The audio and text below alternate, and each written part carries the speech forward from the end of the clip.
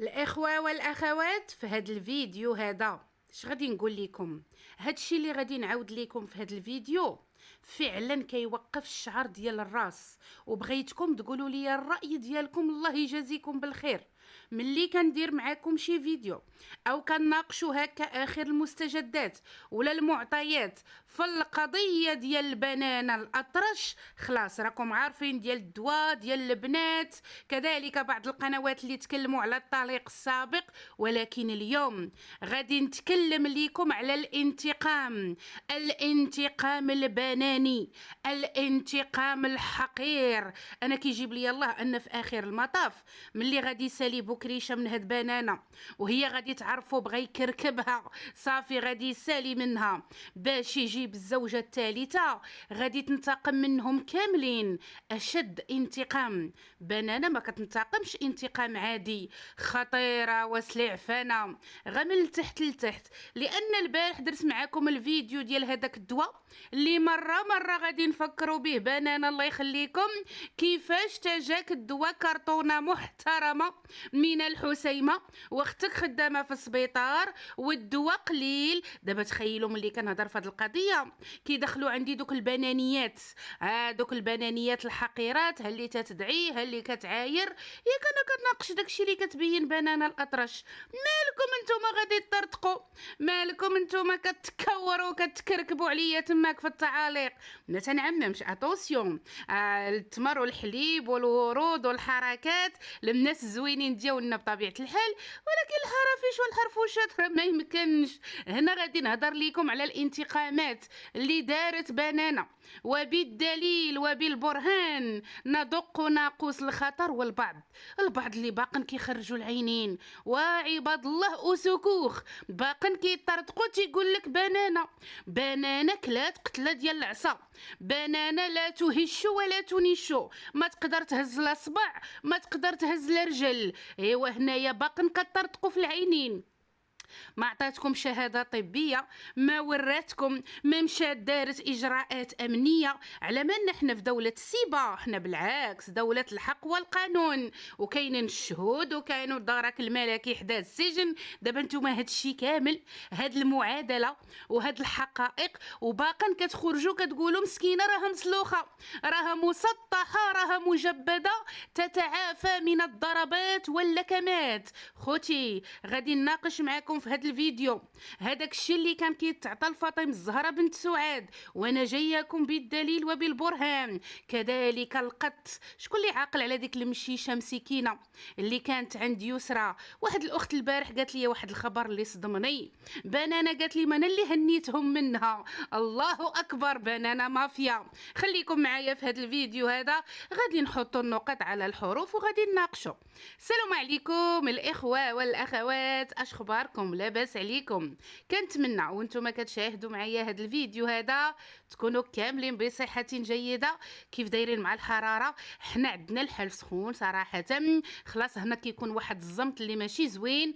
المهم الله يلطف بينا وصافي، الحمد لله على كل حال. ما تنسونيش من اللايكات، راكم مقصرين والله العظيم، مقصرين في اللايكات. كذلك شاهدوا معايا الفيديو من الاول الى الاخير لان بزاف ما يتقال، وغادي نخوي عليكم قلبي بالحق الخوت، بالحق كيعجبني نشارك هكا الافكار بصوت عالي مع المتابعين والمتابعات العزاز على قلوبنا. شكر كبير لكم كاملين اللي يخطيكم. غادي ندوز معاكم ديريكتومون للموضوع. سبحان الله العظيم، دائما هاد القناه المتواضعه ديال اختكم خديجه تي في ماروك كتكون دائما هي السباقه وبكل افتخار، ولكن الفضل كيرجع لجنود الخفاء. جنود الخفاء اللي هما متابعين، اللي هما متابعين ومتابعات ما كيبغيوش الظلم، ما كيبغيوش التعدو، ما تيبغيوش الحقره. كيبارطاجيو معنا عده معطيات، كتكون بالادله، كتكون بالوراق، كتكون داكشي تيكون في مواقع رسميه هكا محلوله، ماشي اوراق سريه ولا اتونسيون. باش ما يمشيش البال ديال الناس لشي حاجه اخرى، ولكن اي معلومه او اي ثغره او اي حقيقه خلاص هذوك اللي كانوا كيعرفوا بنانه في تونس وفي امزورن كلهم تقريبا سبحان الله العظيم تواصلوا معايا من خلال اللايفات اللي كنا كنديروا مع بعضياتنا وما زال نديروا مع بعضياتنا. كشفنا عده امور اللي خلينا بنانه بشحمها وبلحمها تخرج تعترف لينا، تقول لكم اييه انا كنت في حراك الريف، لان ملي كنت كنحط لكم المقاطع وكانت كتقول عاش الريف ولا عاش من خانه، ملي كندير الخمار باقا عندي دوك المقاطع. واحد الاخت قالت لي عاودي بارطاجي معنا هذا الشيء، مازال نبارطاجيو مع بعضياتنا ملي نديروا اللايفات. خبيته تخبات حتى عيات، حطيت المقاطع لان حراك الريف كانوا فيه مطالب مشروعه ومطالب عندهم الحق فيها، العيش الكريم والخدمه والسبيطارات وزيد هذا الشيء عادي جدا. رحت الدستور ديالنا كيخول للناس مظاهرات للمطالبه بالعيش الكريم، ولكن شي حاجه اللي تخرب الدوله، شي حاجه اللي ضد بلادنا، لا لا لا لا، نحن لهم بالمرصاد. وخصوصا جنود الخفاء راه كيفاش جبدوا داك الخيخ وكيفاش جبدوا داك القاع ديال الخابيه، راه العائله ديالها من الراس حتى للراس، الفيسبوكات ديالهم شعارات ضد الدوله ديالنا، شعارات ديال العنصريه وتكوين دولة داخل دولة. كل شيء هذا الشيء عندي بالادله وبالبراهين اللي غادي نرجع نبارطاجيه معكم، نفكروا به المنافقين والمنافقات، لان البعض ولا واخد المساله مساله شخصيه. لا، ملي كتوصل المساله انها تمس بلادنا وزرع الكراهيه والميز العنصري والتفرقه، لا سمحوا لي ما كتبقى هنا لا بنانه لا اطرش، هنا كتولي الاولويه والبريوريتير بلادنا وسيدنا والمغاربه، حنا مع بعضياتنا كاملين. اذا كيف قلت لكم غادي نبارطاجي معكم هذا الشيء هذا. اعترفت لينا هي قالت لكم انا كنت في حراك الريف وكانوا القنابل كيطرطقوا حدايا. داك الشيء انا حاضره عليه، والمخابرات قالت سيفيل واقفين وانا عارفاهم تماك وكانوا دايرين الخيم تماك، والتقنبيل قالت لك والدخاخن هاي انت رسمتي ليا كولومبيا في هذيك البلاصه الله يخليك. كلهم انا قالت لكم كنت تماك، وانا قالت لكم اللي كنت عايقه هذوك مخابرات هاودي على بنانه. ما علينا، كل شيء هذاك الشيء اعترفت به. اخرها ملي حطيت لكم ديك الوثيقه من داك لو سيت او الموقع حتى هي اعترفت قالت لكم ايها خوتي كاينه اختي في الحسيمه خدامه فرمليه ما تقدرش تنكر كذلك الاسم ديال بنانه، لان داك الشيء بالادله والبراهين. ما نبقاوش ندرقوا الشمس بالغربال وسالينا هاد القضيه هذه الله يخليكم. هنايا غادي نهضروا على واحد القصه اللي عاودت لي واحد المتابعه اللي صدمتني وخلاتني رجعت بهكايا بالافكار ديالي للور. واش كتعقلوا على بنت سعاد؟ وكتبوا لي في التعاليق الله يجازيكم بالخير، راكم كنتم متبعين كل شيء الاحداث. حنا دابا غادي نخيطوا نفصلوا نجمعوا هادي مع هادي باش كتعطينا واحد الريزومي او واحد الملخص او واحد الفكره على هاد الخبث والمكر ديال هاد السيده. راه ماشي عاديه وانتقاميه وحاقده على المغاربه وحاقده على الدوله ديالنا، وبالعاني كتشوه فينا، بالعاني كتقصد هذاك الشيء الاباحي وقلت لحيه. خلاص اخيرا ملي كانت كتعاطى مع سميره طلعت لينا النيفو البناني الاباحي. راكم شفتوا راه قالت حتى عائلتها كيضحكوا عليها، عائلتها دايرينها اضحوكه، رادينها اضحوكه ومهزله، ودايرين عليها جروبات في الواتساب وكيبارطاجيو داك الشيء ديالها. انا تخيلت غا باباها وماماها اللي كيتفرجوا في داك الشيء. واش كتعقلوا معايا خوتي؟ واش كتعقلوا فاطمه الزهراء ملي كانت معاهم قبل ما يتعتقل بوكريشه؟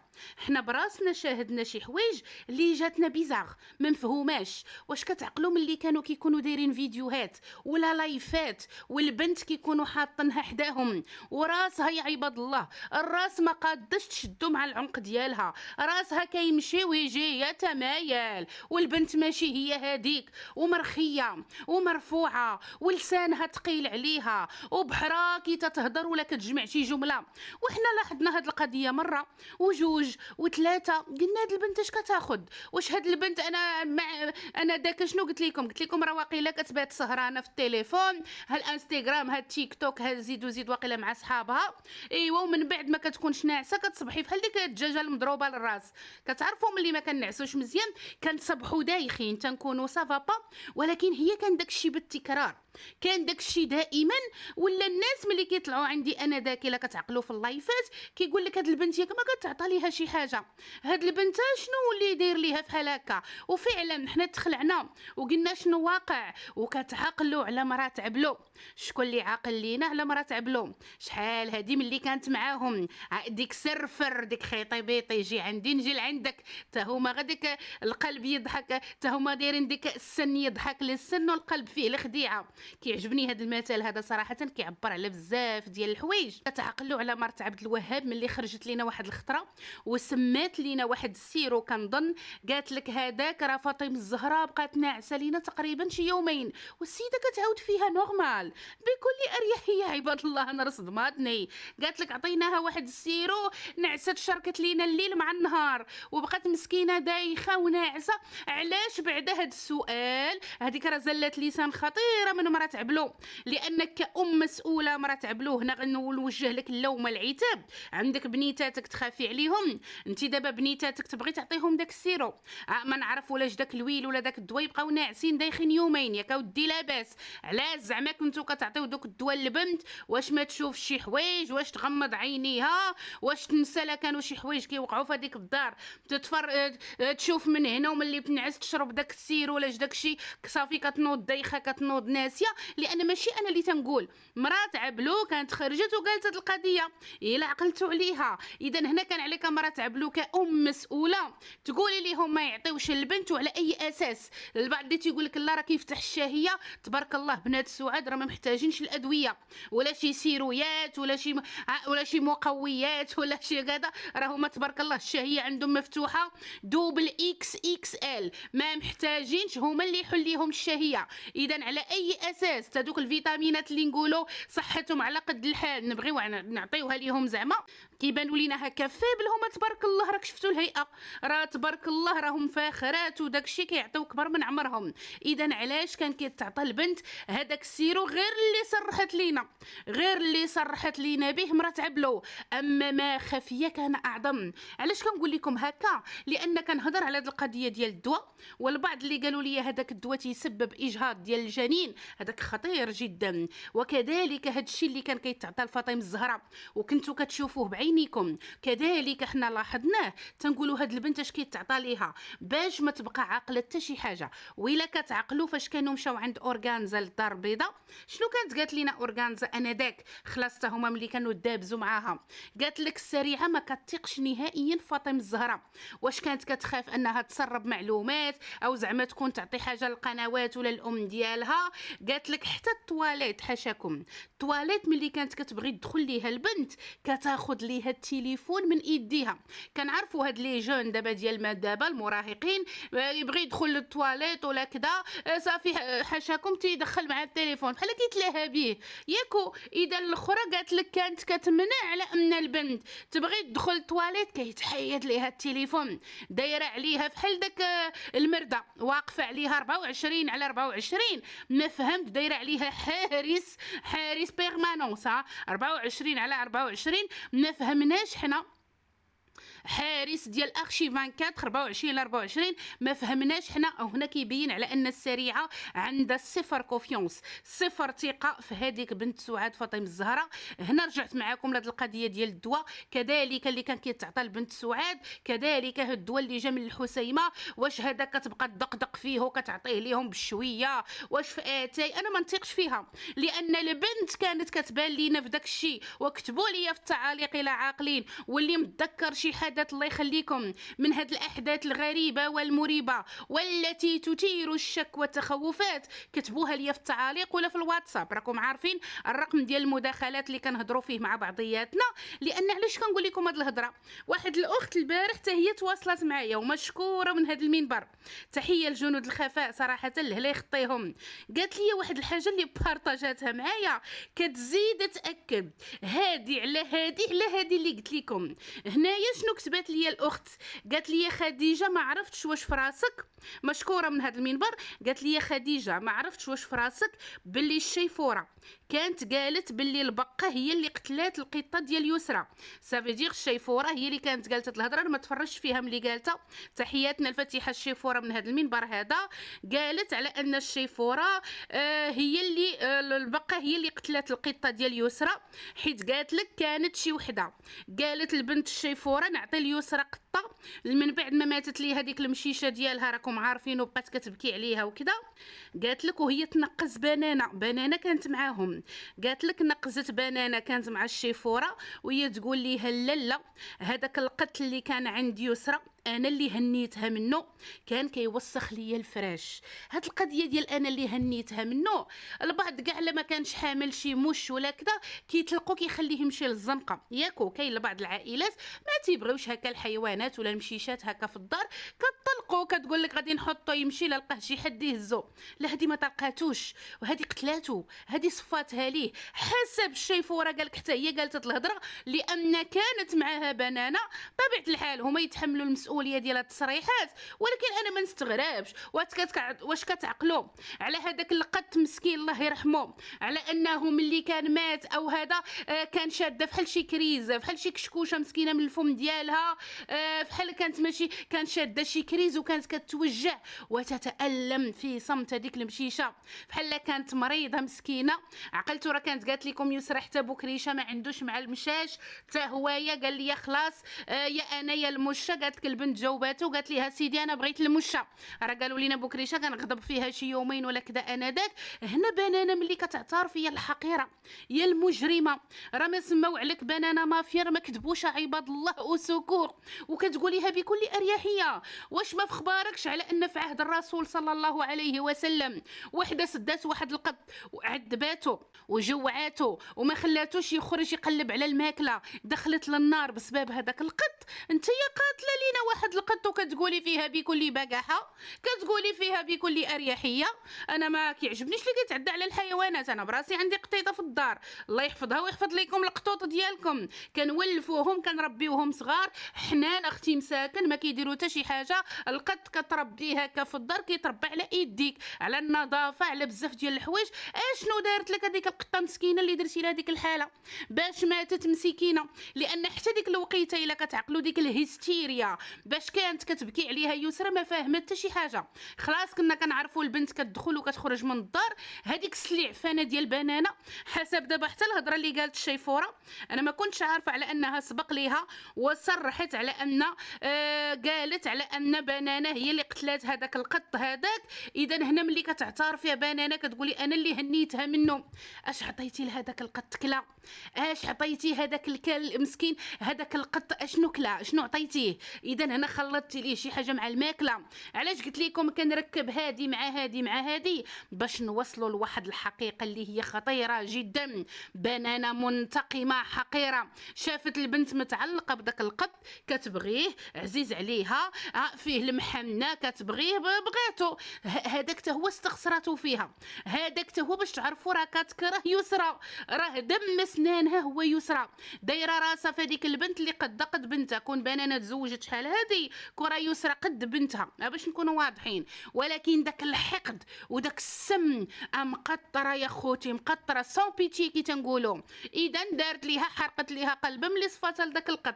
بنوب هذاك القط غادي يبقاو تابعينك بنانه كوني متاكده وغدا يوم القيامه غادي يوقف عليك لانك انت مجرمه خطيره. كذلك داك الشيء اللي كنا كنشوفوا على فاطمه الزهراء اللي زاد اكد لي هاد القضيه، راه ماشي انا اللي تنقول، مرات عبد الوهاب كانت خرجات واعترفت بهاد القضيه وكانت سمات لينا واحد السير ولا واحد الدواء، ما بقيتش عاقله عليه صراحه. خلاص راكم نتوما المتابعين والمتابعات الاوفياء اللي متبعين معنا هادشي راكم عارفين، هنا غير كنسلطوا الضوء وتنبينوا لكم الخطوره والحقاره والسون بيتي، لا رحمه لا شفقه عند بنانا. ردوا بالكم العائله ديال بوكريشه، واخا نتوما مشوهين وكذا، ولكن ما نبغيوش ثاني الاذيه الجسديه لشي حد. باش نكونوا واضحين، اتونسيون ردوا بالكم. كذلك غادي نهضر هنا على البعض المطبلين ولا كذا حتى من المتابعين تيقول لك واسكتوا، السيده مريضه، السيده مسطحه في السرير مجبده، السيده راها واكله قتله ديال العصا، السيده راها واش نتوما شويه صافا؟ واش هاد الضحيه اللي رسمتوا لي ضحيه من ورق، ضحيه من فراغ؟ واش بينات لكم شي شهاده طبيه الله يخليكم؟ واش بينات لكم شي سيرتيفيكا ميديكال؟ واش بينات لكم شي اجراء امني دارتو؟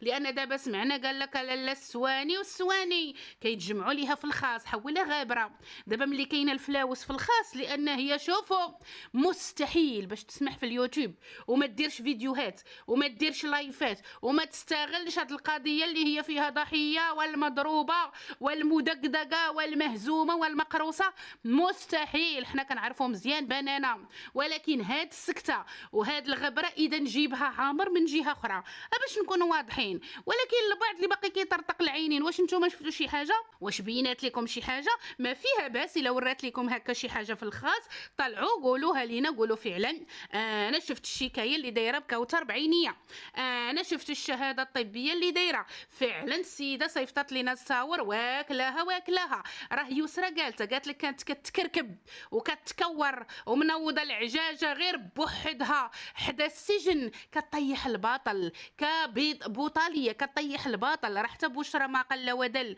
تحيه ليها من هذا المنبر هذا، راه قالت لك نهار كانت تناقشت معها حدا المحكمه وهي اللي تلاحت عليها وجلست كتعير فيها بالكلام الساقط، كتبغي تطيح الباطل. حتى في الشكايه قالك اللي دارت على بشرى كتبغي تغرق، زادت الاكاذيب والاكاذيب وتلفيق التهم فابور. اذا انا ما تصدمنيش بنانا ملي دايره دابا واحد البروباغندا، واحد لو شو لقات على من كضحك. واش كاين ما يثبت؟ لا كاين غير الهضره. واش حنا دابا الهضره غنبقاو نثيقوا بها؟ اذا اي واحد غادي يطلع يطيح باطل على باطل، هذاك اكس ولا ايغريك اختي عطاني قتله العصا، اي او سوكور عتقوني سرقوا لي التليفون، ما نعرف شنو. فينا هو الدليل؟ بح ما كاين حتى شي حاجه. فشوش في فشوش، نحن لا ندوخ وما تضحكوش علينا، بغينا الادله. راه هاد الغبره اللي غابره بالنسبه لي انا غير كتقلب وكدير داك التاكتيك. هي كتقول لك التاكتيك هو التكتيك ديالها. غادي تقلب لينا دابا شي تخريجه غتقول لكم كنت غابره كنرتاح نفسيا، كنت مهزوزه، كنت سافا با، كنت ديبريمي وهادشي ايوا صافي، وغادي تدوزها مرور الكرام. والفلاوس الصحيحه كتدخل في الخاص ومجيشه لينا البعض اللي كيروج لينا لخطابات العنصريه والخطابات ديال الكراهيه. دائما كتبغي داك الاصطياد في المياه العكيره، مره كتبغي دير هاد الزعزعه. ملي تنقول لكم جايه خدامه على اجنده، راه ما تنكذبش عليكم. اللي تنقول لكم راها فعلا خبيثه وخطيره وحقيره وكتكره الدوله ديالنا وتتلذذ في تشويه الدوله ديالنا، لان دابا ولينا كنحسوا ان وراها واحد الغيزو اللي خدام في الخفاء هو اللي تيسيرها كيفاش تمشي وكيفاش ديري. هكا ولا تيبان لي انا باش نكون معكم واضحه. راه حتى ملي كان دار داك اللايف الشهير اللي كذلك خصنا نرجعوا نناقشوه ونسلطوا عليه الضوء، لان هذوك لي بروبو وهذيك الهضره والتصريحات اللي قالت انا داك راه خطيره جدا، ولينا كنشوفوا دابا داك الشيء بدا كيطبق على ارض الواقع وفي المواقع. علاش كنقول لكم معها جيش خدام في الخفاء، واحد الغيزو اللي ماشي زوين لتشويه والضرب في الدوله ديالنا. نحن لهم بالمرصاد. خير دليل ملي كانت خرجت لينا في داك اللايف الشهير كتجذب وكتحير والعهد القديم والقوانين، دايره ليا فيها السيده بطله قوميه. دخلوا تمتم دي فو كونت. لا كتعقلوا اشنو كانوا كيكتبوا؟ عرفتي هجموا واحد الذباب الكتروني، هجم واحد الهجمه خوتي. راكم عاقلين؟ الناس بقاو مصدومين من دوك التعاليق. هادو منين طاحوا؟ هادو منين جاو؟ وهي كتشوف هذاك الشيء وبقات كتطرطق، وباش كتورط كدير لك في القناه القناه ديال شنيتيكا. اذا بنانا الاطرش اخطر من الخطر، ردوا بالكم مالين الدار ولا اللي تجيو لعندها، بما ان حتى الشيفوره اعترفت ليها بنانا حسب ما قالت هي على ان هي اللي هنات يسرى من هذاك المشيش مسكين ما عرفت شنو عطاتو. ياك ما خديتي شويه من داك الدواء ديالك دقدقتيه ليه طحنتيه ليه وخلطتيه ليه مع الماكله، الله ياخذ فيك الحق من هذا المنبر هذا. كذلك الاعترافات ديال مرات عبلو على ان البنت ديال سعاد كان كيتعطى ليها شي دواء. قولوا لي الراي ديالكم في هاد النقاط كامله اللي ناقشت معاكم. علاش كنسلط الضوء على هاد النقاط كامله؟ لانها خطيره ولا يجب ان تمر مرور الكرام، لان هاد الشيء فات ديك هذه ضره مع ضره، هذه ما كتبغيش سعاد لا حق بنات سعاد، لا لا لا لا، هذه تقدر دير اي حاجه في مقابل الانتقام وما غاديش تخلي دقتها، خصوصا الا حست على ان بكريشه ملي غادي يسالي منا غادي يكركبها. كونوا اكيدين ان الانتقام ديالها غادي يكون شديد وقوي. المهم الاخوه والاخوات، هذا هو النقاط اللي ناقشت معاكم في هذا الفيديو هذا. اي جديد واي مستجدات اكيد بطبيعه الحال غادي نناقشوها مع بعضياتنا في الفيديوهات واللايفات. ما تنسوناش من اللايكات ديالكم ومن البارطاج. شكرا لكم على حسن التتبع، والى اللقاء الى الفيديو الجاي ان شاء الله. السلام عليكم.